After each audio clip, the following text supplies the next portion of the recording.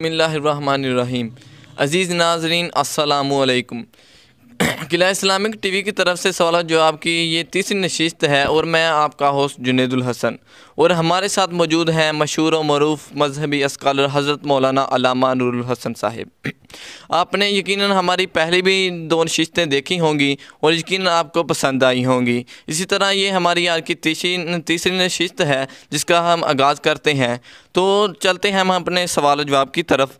تو علامہ صاحب ایک صاحب نے سوال کیا ہے کہ بعض لوگ گردن کا مسح کرتے وقت گلے کا بھی مسح کرتے ہیں، کیا ایسا کرنا درست ہے؟ بسم اللہ الرحمن الرحیم۔ جیسے سر کا مسح کیا جاتا ہے اسی طرح گردن کا مسح بھی کیا جاتا ہے، لیکن گلے کا مسح کرنا یہ درست نہیں ہے۔ بعض لوگوں کو دیکھا ہے کہ وہ گلے میں بھی ہاتھ جو ہے ایسے پھیر رہے ہوتے ہیں، تو ایسا کرنا درست نہیں ہے۔ سر کا مسح کر لیں، گردن کا مسح کر لیں، لیکن گلے کا مسح کرنا یہ بدعت ہے۔ علامہ صاحب ایک اور صاحب کا سوال ہے کہ غسل فرض میں ناف کے اندر انگلی ڈالنے کا کیا حکم ہے؟ غسل فرض میں تمام بدن کا پانی سے تر ہونا ضروری ہے، یعنی پورے بدن میں پانی کو بہایا جائے۔ تو اسی طرح ناف کے اندر کا گیلا ہونا یہ بھی ضروری ہے۔ تو اس کے لیے یہی طریقہ کار ہے کہ آپ اپنی انگلی کو گیلا کر کے ناف کے اندر پھیر لیں تاکہ وہ بھی تر ہو جائے، اور اس طرح غسل فرض ادا ہو جائے گا۔ کیونکہ اگر وجود خشک رہے گا کوئی حصہ تو اس سے غسل نہیں ہوگا۔ تو اس لیے آپ غسل فرض میں اپنی انگلی کو تر کر کے ناف کے اندر پھیر لیں۔ علامہ صاحب ایک اور صاحب کا سوال ہے کہ کیا عورتیں بھی وضو کرتے وقت مسواک کر سکتی ہیں یا نہیں؟ جس طرح مسواک مردوں کے لیے سنت ہے، نبی کریم صلی اللہ علیہ وسلم کی عادت شریفہ تھی کہ جب بھی آپ وضو کرتے تو مسواک کرتے، اور آپ نے اپنی امت کو بھی یہ تلقین کی ہے کہ وضو کرتے وقت مسواک کرنا چاہیے، اور مسواک سنت عمل ہے اور اس کے بہت زیادہ فائدے ہیں۔ ایک تو اس سے منہ کی صفائی بھی ہوتی ہے اور اللہ کی رضا کا بھی ذریعہ ہے، کیونکہ حضور علیہ السلام کی جب سنت ہوئی تو ایسا عمل جو حضور علیہ السلام کی سنت کے مطابق ادا کیا جائے تو وہ عمل اللہ کو بھی پسند ہے اور اللہ کے نبی کو بھی پسند ہے۔ تو مسواک کے 2 فائدے بظاہر نظر آتے ہیں جو احادیث کی روشنی میں، کہ یہ منہ کی صفائی بھی کرتی ہے اور اس سے اللہ بھی راضی ہوتا ہے۔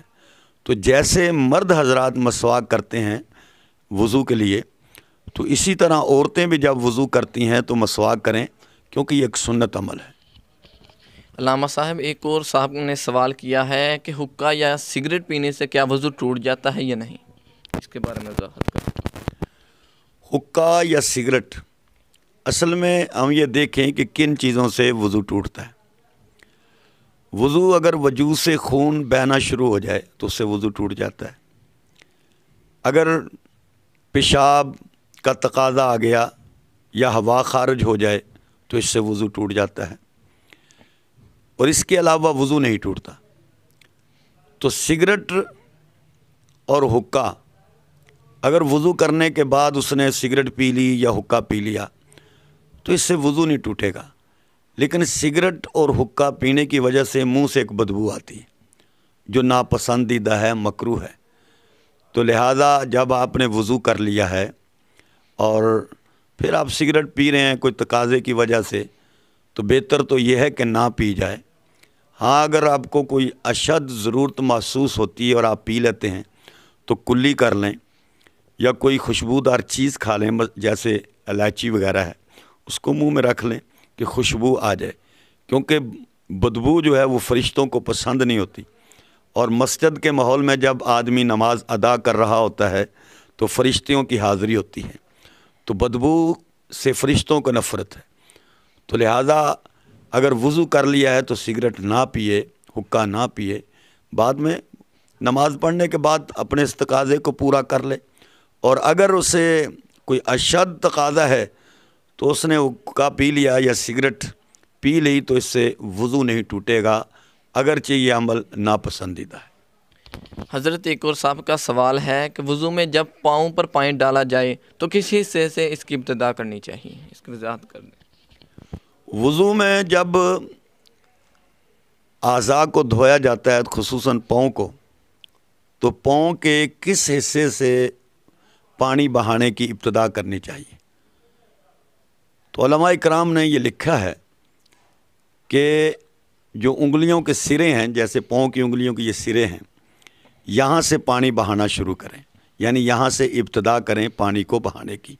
تو جب بھی پاؤں دھوئے جائیں تو پاؤں کی جو انگلیاں ہیں وہاں سے پانی کو نیچے کی طرف کو بہایا جائے، تو اس طریقے سے وضو ادا کیا جائے۔